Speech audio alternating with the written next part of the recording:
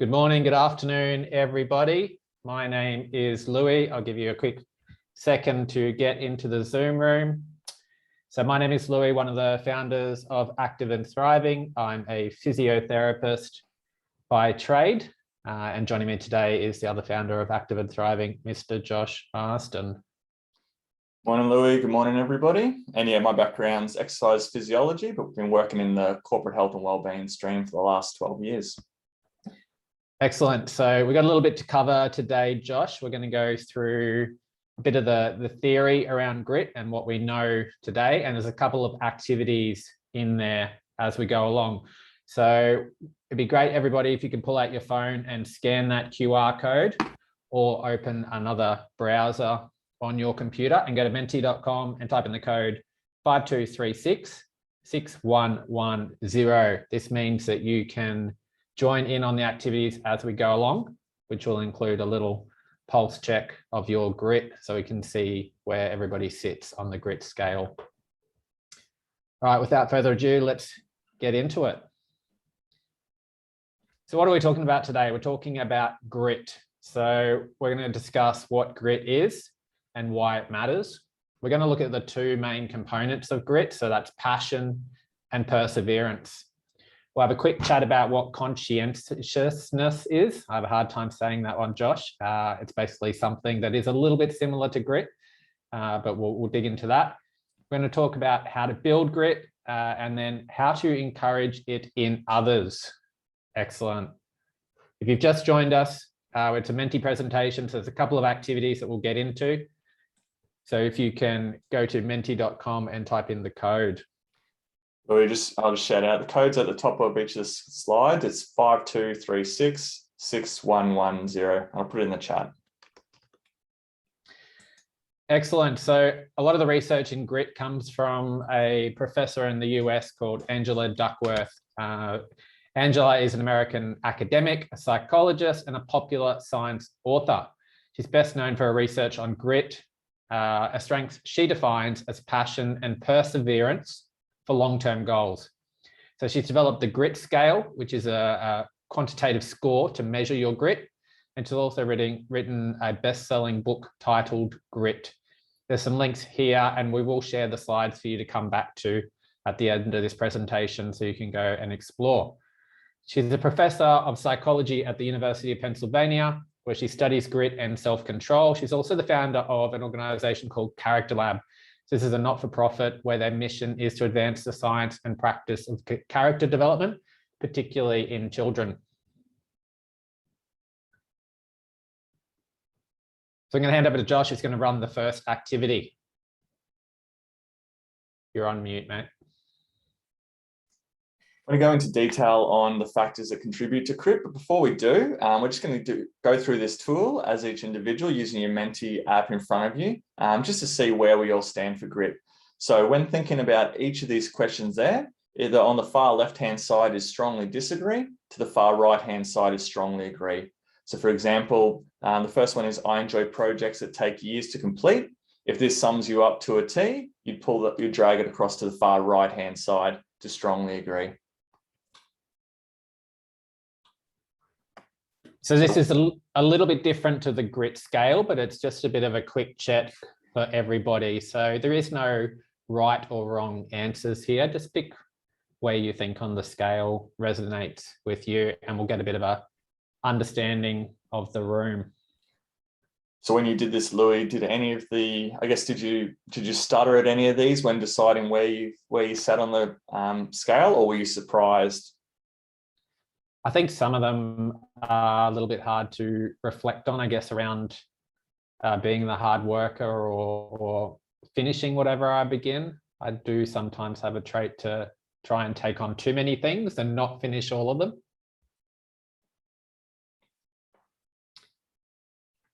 Yeah, I agree. That was one that jumped out. Finish whatever I begin. It can be the laundry list of things to do just keeps on going, and you can often forget what was the most important thing for me to do that day, that month, that week. So looking at the scores coming in, it's really good. Number one, hard workers. We've got a lot of hard workers in the room today, Josh, which is awesome to see. Keep the economy going strong. Fantastic. Never stop working to improve. Obviously, why you have joined us on this webinar today, always looking to bring in a bit of extra knowledge to see what we can improve on. I finish whatever I begin. Excellent. And then beyond that, there is at least one subject or activity that I never get bored of thinking about. So this really resonates with passion, which we'll talk about a little bit more. What I do each day is connected with my deepest personal values. So good. So obviously with this, the stronger you resonate towards the right side of the screen, we strongly agree, is pushing into that higher levels of grit. So if you find yourself closer to that end, then we'll take out a few things today about how we can continue to push it along that side. But if if there's a few areas here that maybe resonate a bit closer to the left, then there's a bit of room that we can look to improve. I would encourage you when you get the slides after this to go back and take the grit scale as well and get a bit of a pulse check of where you score on that. Thank you, Josh. Thanks everybody for jumping in on that. I think we've got a very gritty room here with us today. So what is grit? Grit is passion and perseverance for long-term goals. One way to think about what grit is to consider what it isn't. Grit isn't talent. It isn't luck. It isn't how intensely for the moment you want something. Instead, grit is about having what some researchers call an ultimate concern, a goal you care about so much that it organizes and gives meaning to almost everything you do. And grit is holding steadfast to that goal. Even when you fall down, even when you screw up, even when you progress towards that goal is halting or slow. Talent and luck matter to success, but talent and luck are no guarantee of grit. And in the very long run, many believe that grit may matter at least as much, if not more. So why does grit matter? Excellence sometimes seems like the result of natural talent, but no matter how gifted you are, no matter how easily you climb up the learning curve, you need to do that climbing. There are no shortcuts. Grit predicts accomplishing challenging goals of personal significance. For example, grittier students are more likely to graduate from high school, and grittier cadets are more likely to complete training at West Point Academy. Notably, in most research studies, grit and measures of talent and IQ are completely unrelated, suggesting that talent puts no limits on the capacity for passion and perseverance. Whether you learn fast or slow, your passion and perseverance will help you to realize your potential. More research has been identified that grittier adults are more likely to complete higher venture or business performance among entrepreneurs in the United States. In Japan, grittier adults have higher levels of work engagement and positive leadership behaviors. Also, grittier employees are less likely to experience burnout and engage in counterproductive work behaviors. When researching this topic, it was important for me to consider some of the underlying assumptions that is key.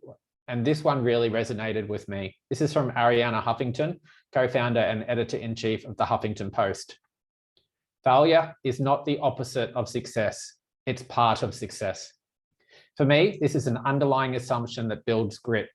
Failure only moves us closer to success, not in the other direction. Not trying is the opposite of success. So the first half of grit, passion. Examining the components of grit more closely, we start with passion. So Angela describes passion aspect of grit as being like a compass. While you might take daily actions that change regularly, your passion is the thing that ultimately guides your behavior in the long term. The best way to determine what you're passionate about is to figure what brings you the most meaning. Some may say that work is work, and it doesn't matter if you like it or not. However, Angela found that the individuals who have careers they like are more satisfied and perform better at their jobs. If you're in a job that isn't your passion, you can still find other ways to bring meaning to your life, such as volunteer work, relationships, or hobbies. This search for your compass should not be a short process. Spend a considerable amount of time thinking about what you want out of your life, because whatever answer you find can give you direction and get you to places that you want to go. One way to define your passion and create a plan is to make a goal tree. A goal tree consists of several hierarchical levels, going from your higher level overarching life plan down to everyday habits. Lower level goals should always serve the purpose of a higher level goal. For example, your overarching goal may be to live an environmentally sustainable life. Goals beneath that may be to limit your personal carbon footprint and increase awareness at your workplace. Beneath that may be more day-to-day goals, such as avoiding single-use plastics and writing an article about sustainable alternative energy sources. Lower level goals can be changed or removed, but higher level goals should stay the same over many, many years, and even across your whole lifetime.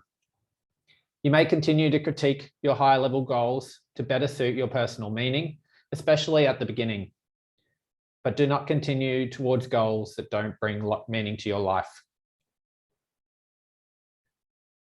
The second aspect of grit is perseverance. Perseverance is the ability to stick with and pursue a goal over a long period of time. Although passion is key to a successful and meaningful life, if you can't stick with a long-term goal, then your passion doesn't really matter, because real change takes time. Whether you're trying to write a book, pursue a promotion, or figure out how to be a parent, expect change to come with time and practice. In order to increase your perseverance, it helps to define a clear path to success that includes plenty of structure and uninterrupted work time. Essentially, you need to make a daily habit of taking the small but important steps that lead towards your long-term goals. Big projects get completed through thousands of small steps, and the same principle applies to your efforts for personal growth. The best way you can create sustained effort towards a purposeful life is by making a structured growth time as routine as possible. This is known as deliberate practice. Research shows that individuals who become leaders in their fields engage in a specific type of practice that includes targeting weak areas and seeking immediate feedback. To integrate deliberate practice into your life, you should supplement your work days with several hour-long segments where you put away distractions and focus exclusively on your main goal. These hours should be spent focusing on problem areas and then checking your work. Deliberate practice is very hard and challenging, and it's not much fun, which is why it should become a daily habit, so that it isn't a choice every day, but just routine. By engaging in deliberate practice every day, you can greatly increase your performance and ability over the long run. When grit was first introduced, it gained popularity before basic psychometric questions were fully explored. One critical issue is how distinct grit is from conscientiousness. This is the personality trait of being careful or diligent. It implies a desire to do a task well and to take obligations of others seriously. Conscientious people tend to be efficient and organized, as opposed to easygoing and disorderly. They exhibit a tendency to show self-discipline and aim for achievement. They display planned rather than spontaneous behavior, and they are generally dependable. Someone demonstrating high conscientiousness is also likely to score high in grit. But are they so similar that they actually measure the same underlying personality trait? Angela Duckworth doesn't think so. She argues that grit predicts achieving challenging goals, even when other characteristics, like conscientiousness, are constant. For instance, grit is a more reliable predictor of making it through the first very tough summer of West Point military training compared to conscientiousness. All right, the stuff we want to learn about. How do I build grit? So there's 5 steps here that are backed up by the research by Angela Duckworth, and we're going to go through each of these and then jump into an activity after that. So number 1 is pursuing your interests. You're going to have a hard time sticking to goals that don't fascinate you. So the first step in growing your grit is to find something interesting. But that doesn't mean sitting around and thinking about what your passion is. According to Angela Duckworth, it's much more efficient to get out there and try different things until you've found something that you're passionate about. Once you've done that, it's time to find a role model, a mentor, a coach to help you improve. This is a lot of experimentation till you find the right thing that fits for you. Step 2, practice, practice, practice. Hard work leads to competence, and we're much more likely to stick with things when we're good at them. The most gritty people always want to improve, no matter what it takes, how good they already are. So when you found your interest, put in the work little bit by little bit every day. Compete with who you were yesterday. Do a slightly harder workout. Meditate a little bit longer. Stick with a boring task, even though you don't want to. Consider these challenges mental resistance training. Step 3, connect with a higher purpose. People who connect what they do with a higher purpose are grittier. It's not enough to have a compelling interest. You also need to take a step back and understand how what you do contributes to the well-being of others. That is not only useful for increasing your grit, it also helps you enjoy the task that little bit more. So reflect on how what you do benefits the people around you. Step 4 is cultivate hope. If you want to reach your goals, you first need to believe that it's possible. Limiting beliefs about your abilities being fixed and unalterable affects your grit negatively. And they also plain wrong. Research has shown that you have the possibility to change your brain and learn new skills throughout your entire life. Your brain is now considered plastic. You can reshape it through effort and experience. So go after your goals with that belief that you can improve it, and if you work hard at it. Number 5 is surround yourself with gritty people. The people around you have a huge influence on your thoughts, feelings, and behaviors. When you spend enough time with a particular group of people, the way they do things becomes the way you do things. Their norms and values rub off on you and become your new standard. So one of the most efficient ways to grow grit is a kind of positive peer pressure. Surround yourself with gritty people. It's only a matter of time before you're just as gritty yourself. Thanks so much for that, Louis. Really a lot to take in. And I guess when you do dig into grit, there is a lot of elements towards it. And I guess like anything, there's areas where, or times in our life that we do show it, and then times where we think previously we've been able to display a level of grit, but maybe not at this current state because of other factors in our lives. So yeah, I'm definitely reflecting on my own life events for sure. Which then leads us into the next group activity. So again, get your Menti app out and just answer this question. What is one thing you'll do today to build your grit? So as Louis was going through the overview about what is grit and then how to build it, I guess I was thinking about one of the current challenges I've got. So I ruptured my Achilles November last year. So I was 12 months in a moon boot, and now I'm just trying to build up my fitness again. So I'm using cycling to do that. And it's really just knowing that I am starting at that snail's pace. I'm not where I was a long time ago. So it's just trying to add levels to that each and every day. And today I had a little bit of that experience where I was out on my bike and I was trying to ride up a hill, Mount Cootha for anyone in Brisbane. And at the bottom of the hill, I felt like I wasn't going to make it. Halfway through, I thought I should turn around. And then up the top, I was like, oh, wow, I did it. Let's do it again, sort of thing. So it is just, yeah, being able to grit your teeth sometimes to get that outcome. But there's, if we think about those 5 elements there, Josh, you had that longer term goal that you wanted to get up the mountain. So you had some direction there at the start. Did you go with anyone today? No, solo ride. I was thinking it would have been easier with somebody today. But typically you might be out there and about. I know you get out and cycle a little bit. I usually ride with a buddy. Yeah. And so there's another element. And then a little bit of hope that you think you can get up the mountain, because I'm sure you've been up there before, and you'd start ticking off those items as you move through that checklist. What have we got come through on the Menti? We've got some great ones. So I'll just pull a couple out. So somebody's starting with a goal tree today. So they are following the process that you spelled out. They're going to start from the top. Routinely reflect on problem areas and how I will tackle them in the long term. Again, I think that we've got a few people listing the routine here and a plan. That's a really important element. Otherwise, time just goes by, doesn't it? List of interests and passions, really important. I think Louis mentioned that we're not all going to have a job that is our passion, our calling, but there are other activities that we can do that does develop that level of passion and purpose. Afternoon walks, lots of walking. Time for reflection, I think, is a great one. Quite often we're too busy to take that moment to just reflect or just be bored in some respects. And set aside time for deliberate practice. And that's sometimes been a barrier. Again, quite often if we don't make the time, we just don't follow through on it. So try and block out that time in your calendar. Let your colleagues, family member, whoever it might be, know that this is a time I'm doing towards X goal.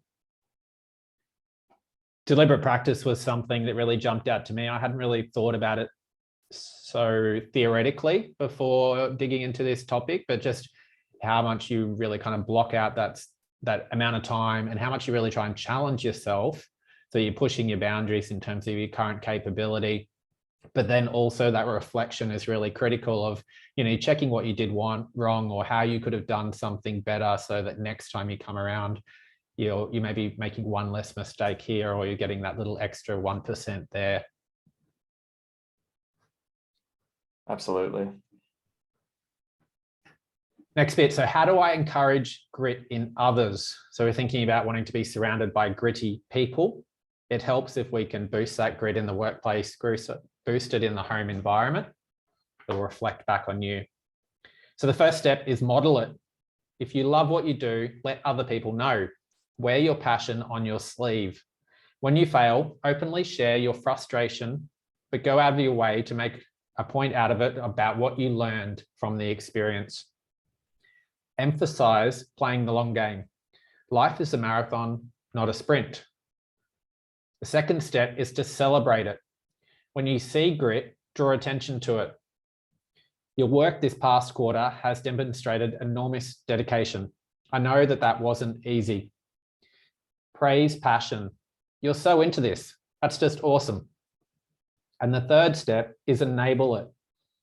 The paradox of grit is that the steely determination of individuals is made possible by the warmth and support of friends, families, teachers, and mentors.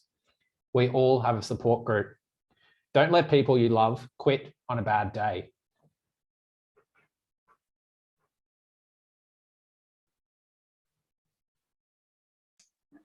Let's jump into last activity for the day. So what is the one thing you'll do today to encourage grit?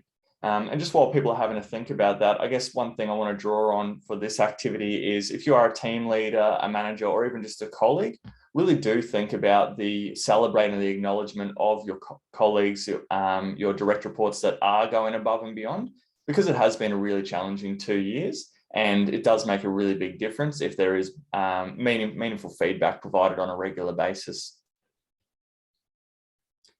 So what is your one thing, Louis? I think the celebrate it really stands out in a group dynamics. It's, always celebrating those little wins when we know that things have been quite challenging. I think, calling that out when we go along. And then the second, being that support when things do go bad, because we're all going to have bad days, and that starts to creep up on your shoulder. Oh, should I give up and do something else? Maybe I'm not good at this. And, somebody leans over and has a whisper in your ear, you're just having a bad day, put it behind you. Then that's kind of that little feedback that we need. So celebration is coming in a fair bit here, and recognition about what people are up to. And then somebody's looking at it from a psychological safety lens, is actually calling out bad behavior in a safe and supportive way, because again, that will have a negative impact across the broader work group or family group, whichever group we're talking about. And then, yes, session, what can we do? Do we do it at an individual level, at a team level? One of the really important things with the celebration point of view is make sure that you identify that the way that people want to be recognized is variable. Some people couldn't think of anything worse than being stood up in the middle of a all-staff meeting and given a pat on the back of the great work they've been doing. They prefer it to be done quietly behind closed doors. So just having those considerations in mind as well. Great job, everyone. Thanks for your contribution. Excellent. Great. So there's quite a number of grit resources in the ANT platform. Now there's a couple of audio files which dig in a bit more detail in what grit is and how to build it if you want to go back and explore those. There's also, this webinar will be up there from tomorrow, so if you want to share with any of your colleagues. So just go into the library in the Active and Thriving platform and just use the search function and type in grit. Now, last one, just a couple of books. So obviously the first one, if you're really interested in this subject, Grit by Angela Duckworth is a great read. You can get it on Audible or at the bookstore. Really digs into a lot of examples and a lot of the research behind grit, explains why it's become such a popular phenomenon. The second one, which is quite interesting, is around learned optimism. So optimism strongly associated with grit, having that hope and that perspective that we can achieve higher things in the future. And then the third one, which I've just finished 2 weeks ago, is A Long Walk to Freedom by Nelson Mandela. I think very few people demonstrate the level of grit that man had in terms of what he went through fighting for a very important cause. So would strongly recommend that book for anybody who has not read it at the moment.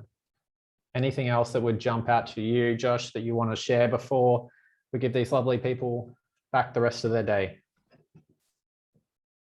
I mean, that's a great session, Louis, really comprehensive. I guess for me, it's thinking back about the purpose. That's probably the area where a lot of people don't spend much time reflecting on. So just taking some time to think about what is your purpose, what are your interests, what is those 1 or 2 things that you can talk about forever, and then think about ways you can pursue them. Might not necessarily be in the work environment, but in other elements as well. That's my takeaway. Yeah, excellent. And if you haven't got it, then it's about experimentation. Go out and try 20 different things over the next 6 months and find that one thing that really interests you. There's no magic recipe about how you're going to find it. It's going to be something different for everybody. It really is just get out there and explore. Thanks everybody for joining us. Next month, we'll be going through cognitive function and neuroplasticity. So how the brain changes as we age, and then also different tweaks that you can get from a neurocognitive point of view about how you can improve your function. Thanks everybody, and I will see you next time. Thanks, Louis. See you, everybody.